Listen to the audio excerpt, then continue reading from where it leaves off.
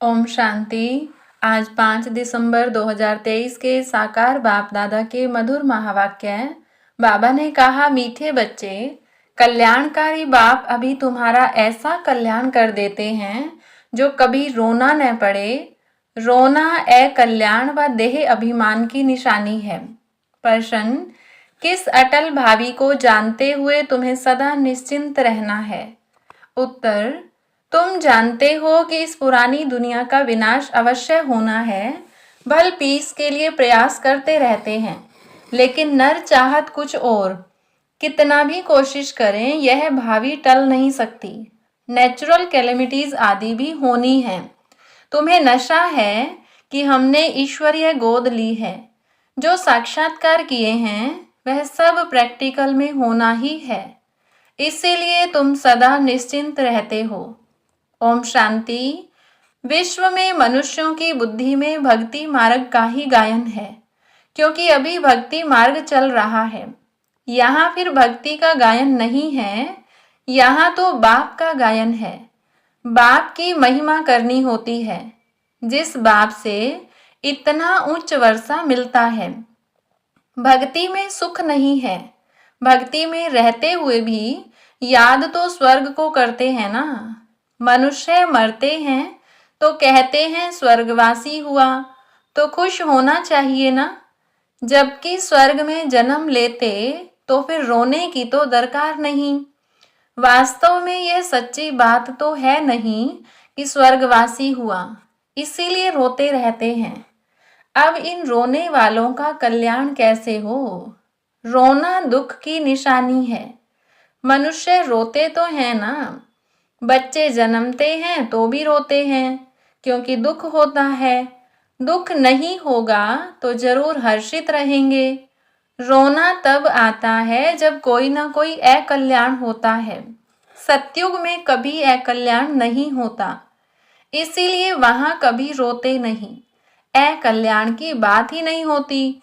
यहाँ कभी कमाई में घाटा पड़ता है या कभी अन्न नहीं मिलता तो दुखी होते हैं, दुख में रोते हैं, भगवान को याद करते हैं कि आकर सभी का कल्याण करो। अगर सर्वव्यापी है तो किसको कहते हैं कल्याण करो? परम पिता परमात्मा को सर्वव्यापी मानना बड़े से बड़ी भूल है। बाप है सबका कल्याणकारी, वह एक ही कल्याणकारी है, तो जरूर सबका कल्याण करेंगे। तुम बच्चे जानते हो परमपिता परमात्मा हमेशा कल्याण ही करते हैं। अब वह परमपिता परमात्मा कब आए जो विश्व का कल्याण करे? विश्व का कल्याण करने वाला और तो कोई है नहीं। बाप को फिर सर्वव्यापी कह देते हैं, कितनी भारी भूल है। अभी बाप अपना परिचय देकर कहते हैं, मन मना भव, इसमें ही कल्याण है। सत्युग त्रेता में कोई भी हालत में अकल्याण होता नहीं। त्रेता में भी जबकि राम राज्य है तो वहां शेर बकरी इकट्ठे जल पीते हैं। हम राम सीता के राज्य की इतनी स्तुति नहीं करेंगे, क्योंकि 2 कला कम हो जाने से कुछ न कुछ कम सुख मिलता है। हम तो पसंद करते हैं स्वर्ग, जो बाप स्थापन करते हैं। उसमें पूरा वर्षा पाए तो बहुत अच्छा है। ऊंचते ऊंच बाप से वर्षा ले हम कल्याण करें। हर एक को अपना कल्याण करना है श्रीमत पर। बाप ने समझाया है, एक है आसुरी संप्रदाय, दूसरा है दैवी संप्रदाय। अभी एक तरफ रावण राज्य है, दूसरे तरफ मैं दैवी संप्रदाय स्थापन कर रहा हूँ। ऐसे नहीं कि अभी दैवी संप्रदाय है, आसुरी संप्रदाय को मैं दैवी संप्रदाय बना रहा हूँ। कहेंगे दैवी संप्रदाय तो सतयुग में होता है। बाप कहते हैं, इस आसुरी संप्रदाय को दैवी संप्रदाय भविष्य के लिए बनाता हूँ। अभी है ब्राह्मण संप्रदाय, दैवी संप्रदाय बन रहा है। गुरु नानक ने भी कहा है, मनुष्य से देवता किए करत न लागी वार। परंतु कौन से मनुष्य हैं जिनको देवता बनाएंगे? वह ड्रामा के आदि मध्य अंत को तो जानते नहीं। सृष्टि के आदि में जो लक्ष्मी नारायण श्रेष्ठाचारी हैं, वह भी आदि मध्य अंत को नहीं जानते, त्रिकालदर्शी नहीं हैं। आगे जन्म में त्रिकालदर्शी थे, स्वदर्शन चक्रधारी थे, तब यह राज्य पद पाया है। उन्होंने फिर स्वदर्शन चक्र दे दिया है विष्णु को। तो यह भी समझाना है कि स्वदर्शन चक्रधारी ब्राह्मण हैं तो मनुष्य आश्चर्य खाएंगे। वह तो श्री कृष्ण को भी कह देते, विष्णु को भी कह देते। यह तो जानते नहीं कि विष्णु के 2 रूप लक्ष्मी नारायण हैं। हम भी नहीं जानते थे। मनुष्य तो हर बात में कह देते हैं भावी। जो होने वाला है उसको कोई टाल नहीं सकते। यह तो ड्रामा है। तो पहले पहले बाप का परिचय दें या ड्रामा का राज समझाएं। सो भी जब बाबा की याद हो, पहले पहले बाप का परिचय देना चाहिए। बेहद का बाबा शिव बाबा तो मशहूर है। रुद्र बाबा भी नहीं कहते, शिव बाबा नामी ग्रामी है। बाप ने समझाया है कि जहाँ जहाँ भक्त हैं उन्हों को जाकर समझाओ। अखबार में पढ़ा था, मनुष्य कहते हैं कि हिमालय की इतनी मल्टी मिलियन एज है। अब हिमालय की कोई आयु होती है क्या? यह तो सदैव है ही। हिमालय कभी गुम होता है क्या? यह भारत भी अनादि है। कब रचा गया उसकी एज नहीं निकाल सकते। वैसे हिमालय के लिए भी नहीं कह सकते कि यह कब से है। इस हिमालय पहाड़ की आयु गिनी नहीं जाती। ऐसे थोड़े कहेंगे कि आकाश की व समुंदर की आयु इतनी है। हिमालय की आयु कहते हैं तो समुंदर की भी बताएं। कुछ भी जानते नहीं। यहाँ तो तुमको बाप से वर्षा पाना है। यह है ईश्वरीय फैमिली। तुम जानते हो बाप का बनने से स्वर्ग के मालिक बनते हैं। एक राजा जनक की बात नहीं, जीवन मुक्ति में अथवा राम राज्य में तो बहुत होंगे ना। सबको जीवन मुक्ति मिली होगी। तुम सेकंड में मुक्ति जीवन मुक्ति पाने के पुरुषार्थी हो। बच्चा बने हो, मम्मा बाबा कहते हो, जीवन मुक्ति तो मिलेगी ना। समझ सकते हैं प्रजा तो ढेर की ढेर बनती जाती है।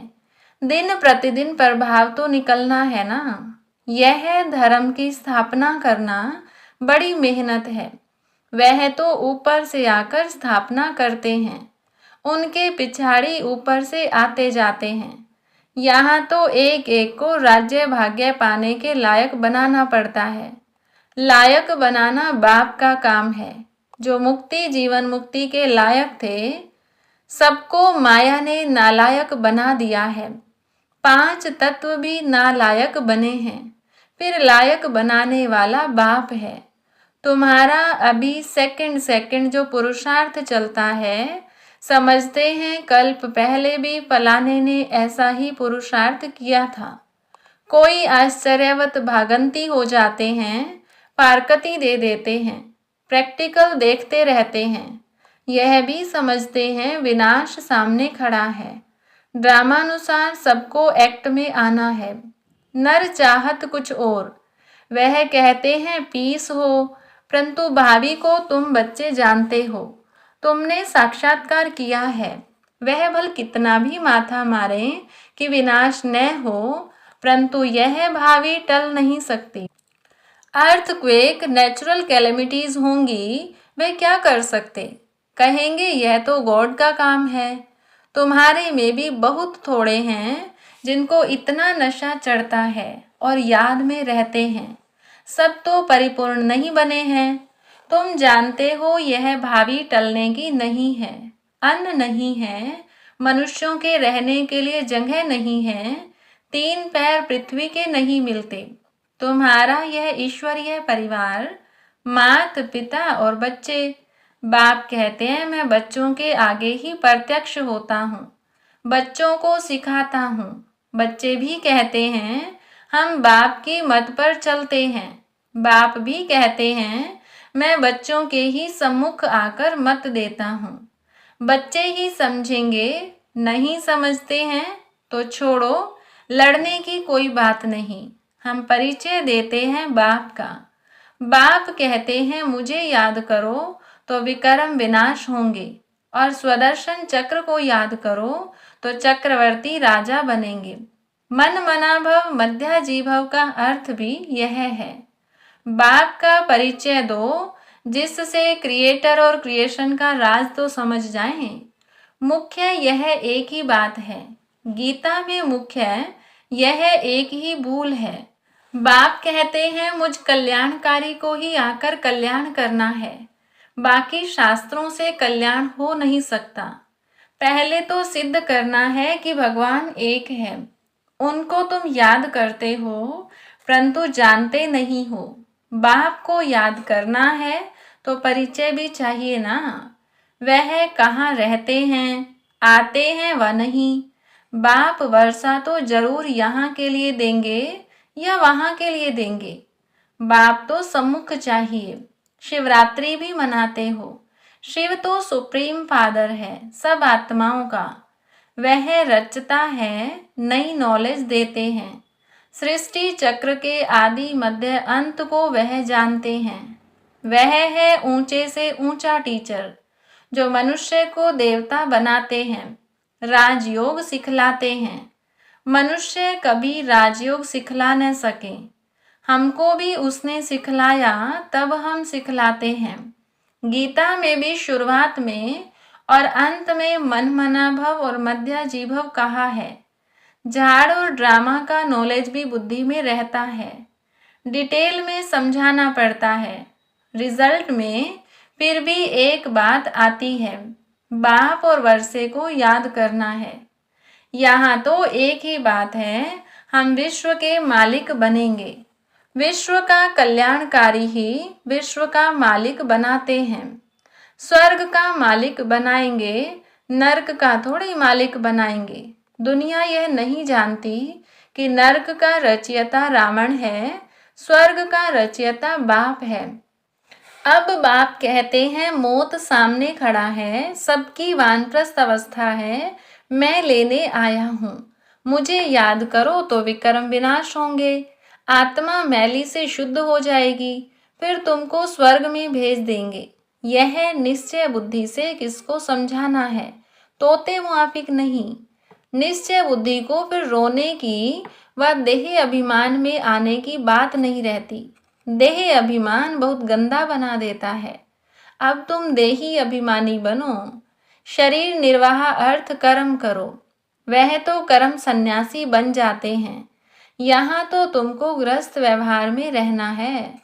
बच्चों को संभालना है। बाप को और चक्र को जानना तो बहुत सहज है। बाप को कितने बच्चे हैं, फिर उनमें कोई सपूत है कोई कपूत है। नाम बदनाम करते हैं, काला मुंह कर देते हैं। बाप कहते हैं काला मुंह नहीं करो। बच्चा बन और फिर काला मुंह करते हो, कुल कलंकित बनते हो। इस काम चिता से तुम सांवरे बने हो। काम चिता पर थोड़े जल मरना है, हल्का नशा भी नहीं होना चाहिए। सन्यासी आदि अपने फॉलोअर्स को ऐसे थोड़े ही कहेंगे, वह रियलिटी में नहीं है। बाप तो सबको सच्ची बातें समझाते हैं। बाप कहते हैं मुझे याद करो, तुमने गारंटी की है, बाबा आपकी मत पर चल, हम स्वर्गवासी बनेंगे। बाप कहते हैं बच्चे, फिर विषय गटर में गिरने का ख्याल क्यों करते हो। तुम बच्चियां जब ऐसी मुरली चलाओ तो कहेंगे ऐसा ज्ञान तो हमने कभी सुना नहीं। मंदिर के हेड्स को पकड़ना चाहिए, चित्र ले जाना चाहिए। यह त्रिमूर्ति झाड़ दिलवाला के ही चित्र हैं। ऊपर में दैवी झाड़ खड़ा है, बाकी दैवी झाड़ जो पास्ट हो गया वह दिखाते हैं। ऐसी सर्विस कोई करके दिखाए तब बाबा महिमा करे। इसने तो कमाल की है। जैसे बाबा रमेश की महिमा करते हैं। प्रदर्शनी विहंग मार्ग की सर्विस का नमूना अच्छा निकाला है। यहाँ भी प्रदर्शनी करेंगे, चित्र तो बहुत हैं। अब देखो, दिल्ली में जो रिलीजियस कॉन्फ्रेंस होती है वह भी कहते हैं वननेस हो। उसका तो अर्थ ही नहीं। बाप एक है, बाकी हैं भाई बहन। बाप से वर्षा मिलने की बात है, आपस में मिल क्षीरखंड कैसे होंगे, यह बातें समझने की हैं। प्रदर्शनी की वृद्धि लिए युक्ति रचनी है। जो सर्विस का सबूत नहीं दिखाते उनको लज्जा आनी चाहिए। अगर 10 नए आए और 8-10 मर गए तो इससे फायदा क्या हुआ। अच्छा, मीठे मीठे सिकिलधे बच्चों प्रति माता पिता बाप दादा का याद प्यार और गुड मॉर्निंग। रूहानी बाप की रूहानी बच्चों को नमस्ते। रूहानी बच्चों की रूहानी बाप दादा को नमस्ते। धारणा के लिए मुख्य सार। पहले पॉइंट, शरीर निर्वाह अर्थ काम करते देही अभिमानी रहने का अभ्यास करना है। किसी भी परिस्थिति में रोना व देह अभिमान में नहीं आना है। दूसरी पॉइंट, श्रीमत पर अपना और दूसरों का कल्याण करना है। सपूत बन बाप का नाम बाला करना है। वरदान, व्यर्थ संकल्पों को समर्थ में परिवर्तित कर सहज योगी बनने वाली समर्थ आत्मा भव। कई बच्चे सोचते हैं कि मेरा पार्ट तो इतना दिखाई नहीं देता, योग तो लगता नहीं, अशरीरी होते नहीं। यह है व्यर्थ संकल्प। इन संकल्पों को परिवर्तित कर समर्थ संकल्प करो कि याद तो मेरा स्वधर्म है, मैं ही कल्प कल्प का सहज योगी हूँ। मैं योगी नहीं बनूंगा तो कौन बनेगा। कभी ऐसे नहीं सोचो कि क्या करूं, मेरा शरीर तो चल नहीं सकता, यह पुराना शरीर तो बेकार है। नहीं, वाह वाह के संकल्प करो, कमाल गाओ इस अंतिम शरीर की तो समर्थी आ जाएगी। स्लोगन, शुभ भावनाओं की शक्ति दूसरों की व्यर्थ भावनाओं को भी परिवर्तन कर सकती है। अच्छा, ओम शांति। नमस्ते।